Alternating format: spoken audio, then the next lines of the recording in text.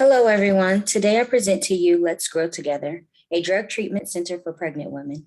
My name is Christiana Ballard. And I'm Eliza Folkler.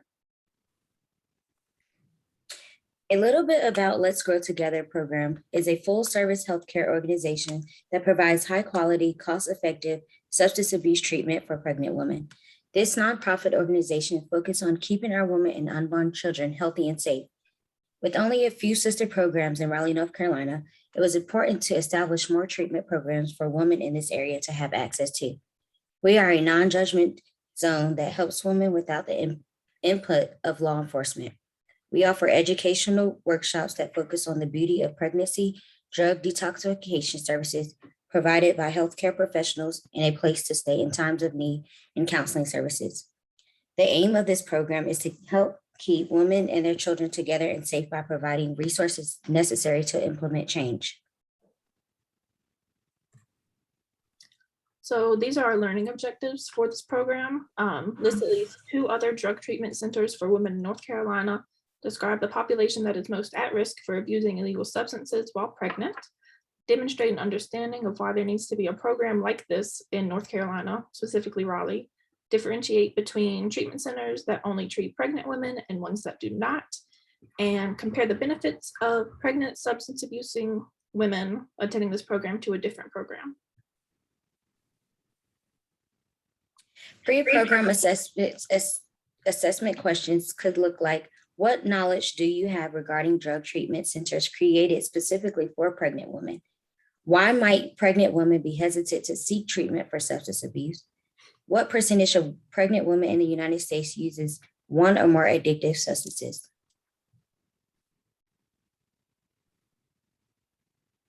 So introduction and rationale. So again, my name is Eliza Folkler. This is about us and our why for this program.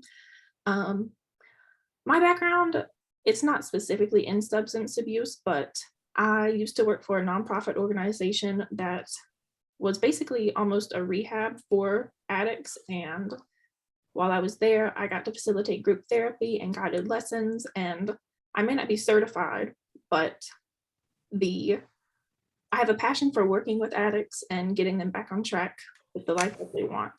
And I think my personal interest in this topic comes from one of the previous clients that I served while at the nonprofit organization. She was 25 years old and had been trying to get clean for a while, but she didn't really know where to go for it. So we had to try to help her do that. And that really made me recognize the issue with pregnant women and substance abuse.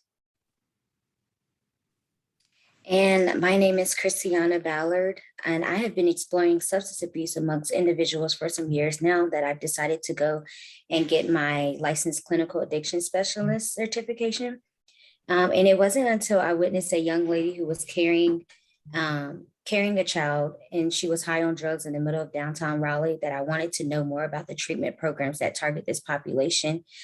And sadly, coming across very few resources in Raleigh, North Carolina, I knew that it was my duty to try to save our women and unborn children to the danger of drugs.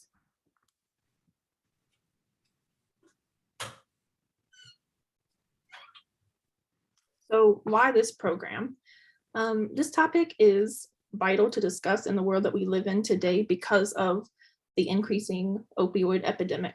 Over the years, we've seen an influx of drug-related deaths because of how easily accessible that they are now. From the most recent study done by the CDC from 2019 to 2020, drug-related deaths rose nearly 31%. And many people know of the treatment and intervention options that there are, but we feel that nobody really knows the options that are specifically for pregnant substance abusing women. So there are dozens of rehab clinics found in North Carolina, but only a handful of them are geared towards pregnant women. And with the barriers that deter these women from seeking treatment, it can cause more and more damage to be done, not only to themselves, but to their unborn child.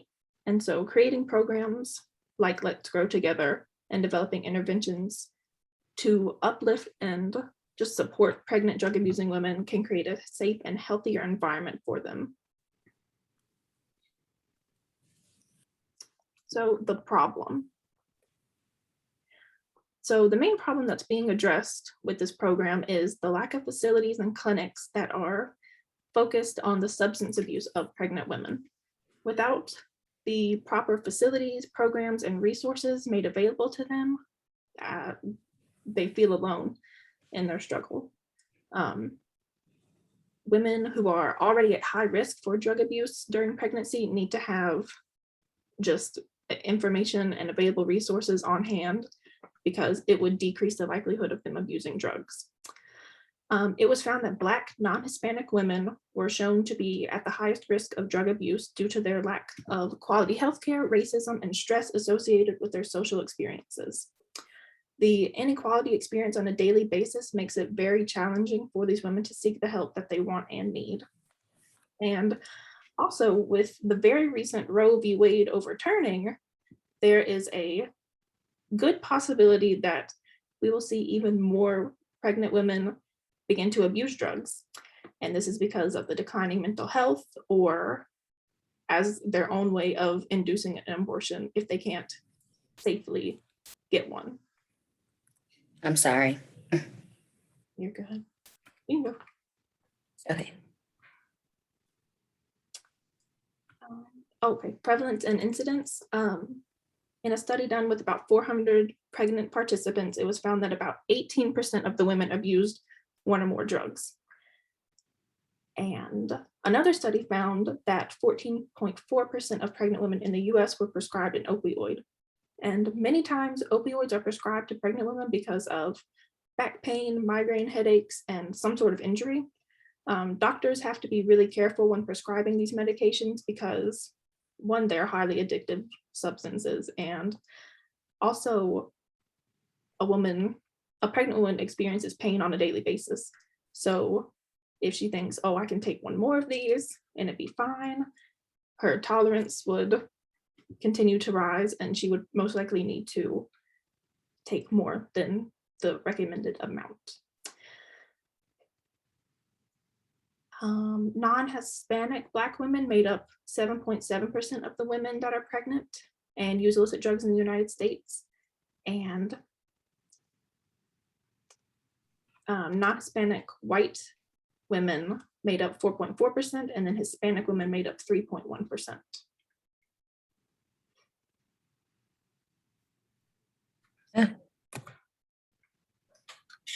Potential solutions to the problem, which are also considered our interventions that me and Eliza have came up with.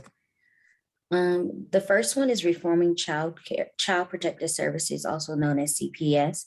In numerous studies, pregnant women cited that one of the biggest barriers to them attaining treatment for their drug issues was due to the fear of CPS. These researchers also found that if change were to occur within the system, there would be an increase of pregnant women in treatment. No mother wants their child taken away, and the fear of that overshadows their need for treatment. A main factor to this is the foster care system. Putting a child in foster care has shown that the likelihood of using drugs themselves goes up exponentially due to their constant unstable environment.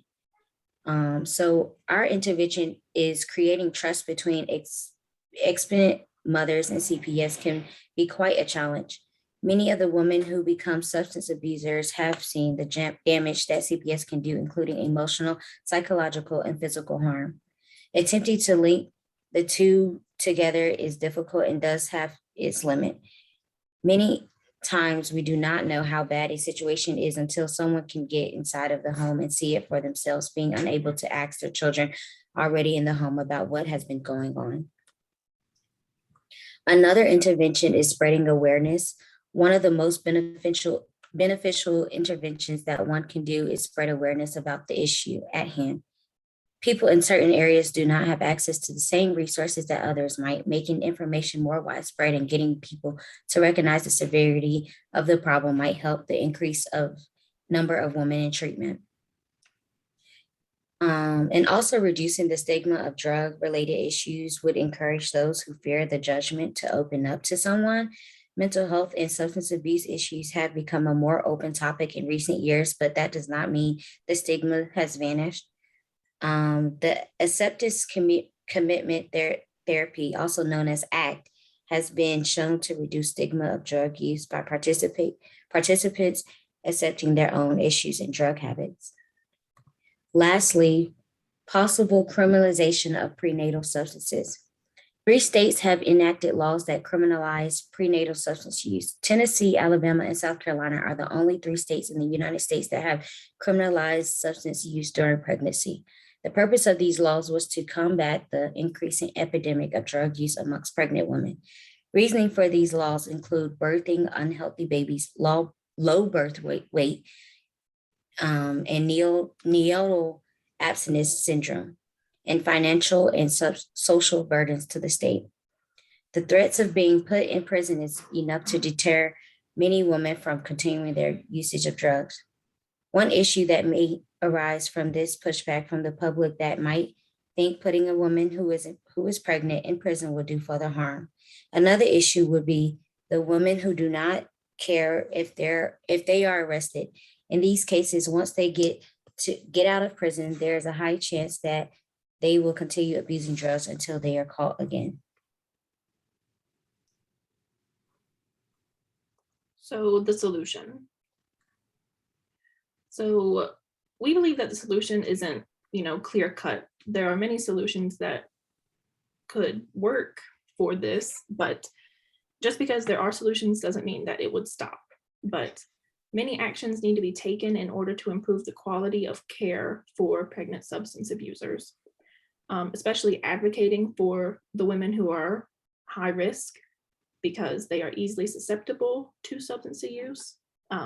Going out and spreading awareness of the resources available in the community and maintaining a social media presence can help to target the population at hand, especially now since social media, everybody's on social media. It's the biggest thing.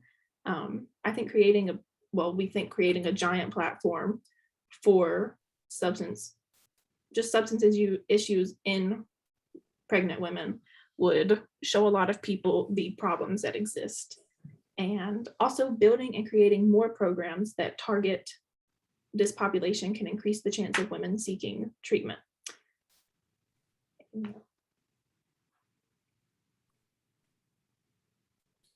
A little bit about our program, Let's Grow Together.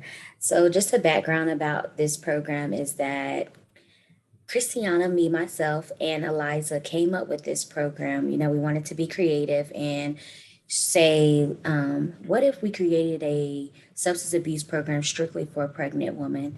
And doing this, we had a lot of fun and we were able to learn different things about the community itself and also the low amount of resources like this type of substance abuse program for pregnant women in Raleigh, North Carolina.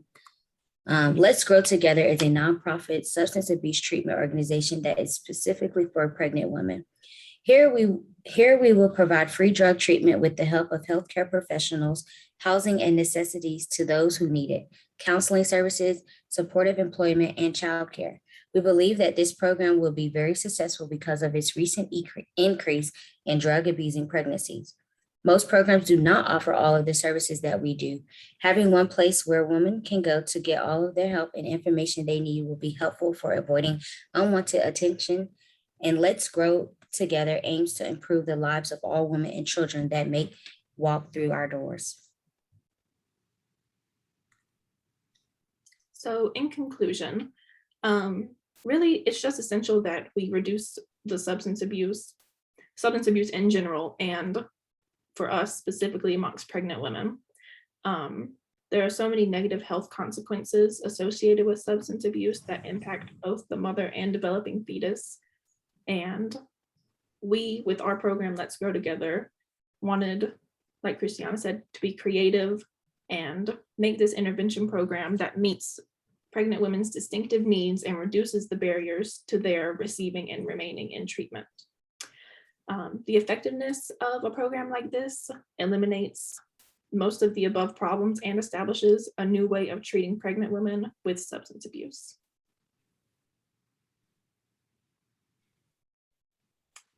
And that is the end. Yes, these are our references. So Thank you guys for attending and watching our new innovative Let's Grow Together intervention program. yes, thank you.